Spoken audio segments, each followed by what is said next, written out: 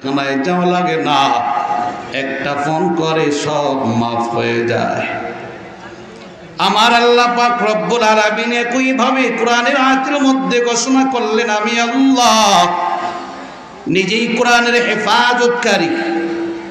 আল্লাহ পাক ভাষণ দেওয়ার পর একটা বাহিনী তৈরি করলেন, যেই বাহিনীর মাধ্যমে কোরআনের হেফাজতের দায়িত্ব নেবে, কোরআনের পাহারাদারের দায়িত্ব নেবে, ইসলামের পাহারাদারের দায়িত্ব নেবে।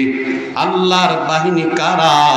আল্লাহ পাক রব্বুল আলামিন নিজেই পরিচয় করায় দিলেন, এরে বান্দা আমি আল্লাহর বাহিনী, পুলিশ না, বিডিআর না, আর্মি না, র্যাব না, আমি আল্লাহর একটা স্পেশাল বাহিনী আছে। আমি আল্লাহর বাহিনী হলো উলামায়ে কেরাম। ওয়াল আহবারু বিমাস্তাহফিজু মিন কিতাবিল্লাহ। আমি আল্লাহর বাহিনী হলো উলামায়ে কেরাম, যাদের সিনার মধ্যে 30টা পারা কোরআন। এই সমস্ত হাফেজ কোরআন, কোরআনের শব্দ, কোরআনের বর্ণ, কোরআনের আয়াতের হেফাজত করে।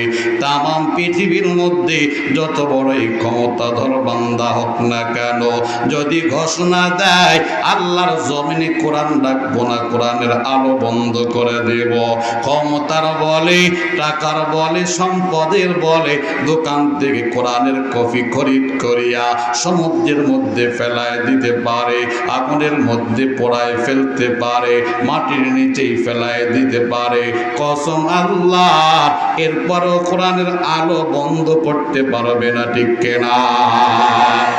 কারণ আমার আল্লাহ হাফেজ কোরআনের সিনার মধ্যে যে কোরআনটা ঢোকায় দিলেন, হাজার চেষ্টা করে সিনার মধ্য থেকে কোরআনটা বের করে সমুদ্রের মধ্যে ফেলা সম্ভব নয়, ঠিক কিনা?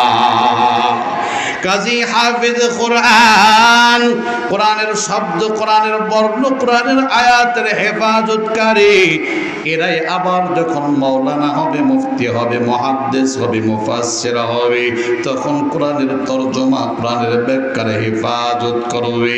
কোন বাদশা, কোন জালিম যদি কোরআনের অপব্যাখ্যা করে, এই সমস্ত উলামায়ে কেরাম তাদের ভুলটা শুধরায় দেবে, ঠিক কিনা? এই জন্যই তো 1500 বছর আগের কোরআন যেমন ছিল এখন তেমনই আছে, কোন রকম পরিবর্তন হয় নাই, ঠিক কিনা? তাহলে আয়াতের মাধ্যমে আমরা বুঝতে পারলাম উলামায়ে কেরাম সাধারণ না, অনেক দামি। কত দামি আমার আল্লাহর বাহিনী।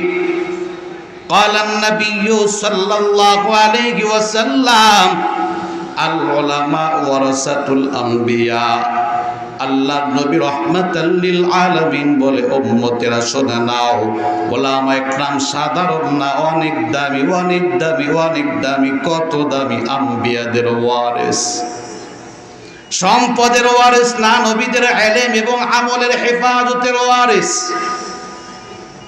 যার কারণে ইতিহাস খুললে আমরা দেখতে পাই, যুগে যুগে ইসলামের উপর আক্রমণ আসে, কোরআনের উপর আক্রমণ আসে, নবীর ইলম এবং আমলের উপর আক্রমণ আসে। কখনো ইহুদিদের পক্ষ থেকে আক্রমণ, কখনো নাসারাদের পক্ষ থেকে আক্রমণ, কখনো মুনাফিকদের পক্ষ থেকে আক্রমণ, কখনো নাস্তিক মুরতাদদের পক্ষ থেকে আক্রমণ, কখনো ইহুদি খ্রিস্টানদের দালালদের পক্ষ থেকে আক্রমণ, কখনো কাদিয়ানীদের পক্ষ থেকে আক্রমণ, কখনো সাদিয়ানীদের পক্ষ থেকে আক্রমণ, কখনো বিদআতীদের পক্ষ থেকে আক্রমণ।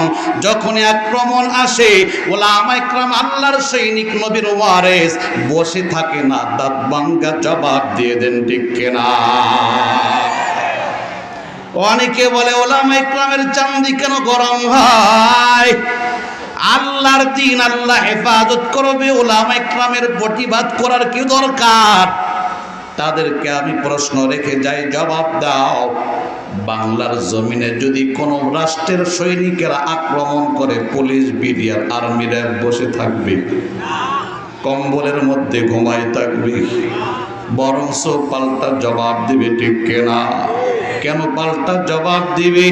সরকার বাহাদুর এদেরকে দায়িত্ব দিয়েছে দেশটাকে হেফাজত করবে, দেশের সীমান্ত রক্ষা করবে। যার কারণে বাংলার জমিনে অন্য কোন রাষ্ট্রের সৈন্যরা আক্রমণ করলে বাংলাদেশের সৈন্যরা বসে থাকে না, পাল্টা জবাব দিয়ে দেয়। একইভাবে আমার আল্লাহ ওলামা ইকরামকে কোরআনের হেফাজতের দায়িত্ব দিয়ে দিলেন। আমার নবী রাহমাতাল লিল আলামিন ওলামা ইকরামকে নবীর ইলম এবং আমলের হেফাজতের দায়িত্ব দিয়ে দিলেন। কোন নাস্তিক মুরতাদ ইহুদি খ্রিস্টানের দালালেরা, কোন বেদাতীরা ইসলামের বিরুদ্ধে কথা বলবে, কোরআনের বিরুদ্ধে কথা বলবে, নবীর ইলম এবং আমলের বিরুদ্ধে কথা বলবে, নবীর সুন্নাত নিয়ে মস্করা করবে, নবীর ইজ্জত নিয়ে সিনেমিনে খেলবে, আল্লাহর সৈনিক ওলামা ইকরাম চুপচাপ বসে থাকবে? হবে না। কসম খোদার, যতক্ষণ পর্যন্ত ওলামা ইকরামের দেহের মধ্যে রূহ থাকবে ততক্ষণ পর্যন্ত ওলামা ইকরাম বেঈমানদের মোকাবেলা করে যাবে, ঠিক কিনা? এরে আল্লাহর গোলাম, ওলামা ইকরাম যখন ইসলামের পাহারাদারি করে আমাদেরকে ডাক দিবে, আমরাও বসে থাকবো না। আল্লাহর দ্বীন কায়েম করার জন্য, আল্লাহর নবীর ইজ্জত রক্ষা করার জন্য, কোরআনের হেফাজতের জন্য যার যা আছে তাই নিয়ে ময়দানে ঝাঁপিয়ে বড় কেনা। কে কে রাজি আছে? লিল্লাহি তাকবীর, নারায়ে তাকবীর, নারায়ে তাকবীর। এরে আল্লাহর গোলাম, অনেকে বলবে হুজুর আল্লাহু আকবারের ধ্বনি দিয়ে কি লাভ? এ মুসলমান, আল্লাহু আকবারের ধ্বনি মুসলমানদের জন্য বড় হাতিয়ার, ঠিক কিনা? মুসলমান আল্লাহু আকবারের ধ্বনি তুলবে, নাস্তিক মুরতাদদের মধ্যে কম্পন আরম্ভ হবে। মুসলমান আল্লাহু আকবারের ধ্বনি তুলবে, মুনাফিকদের মধ্যে কম্পন আরম্ভ হবে। মুসলমান আল্লাহু আকবারের ধ্বনি তুলবে, কাদিয়ানীদের মধ্যে কম্পন আরম্ভ হবে, ঠিক কিনা?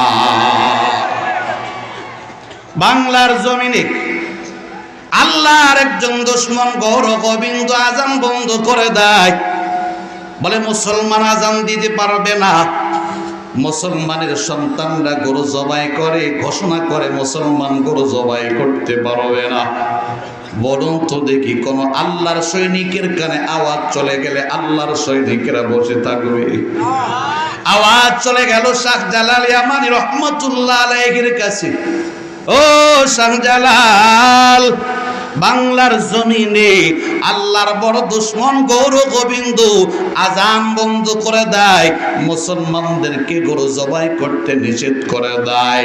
শাহজালাল ইয়ামানী রহমাতুল্লাহ আলাইহি লাফ দিয়ে দাঁড়ায় গেলেন, আমার আল্লাহর জমিনে আল্লাহর দুশমন আজান বন্ধ করে দিবে, আমি শাহজালাল আরামে ইয়ামানে বসে থাকবো হবে না।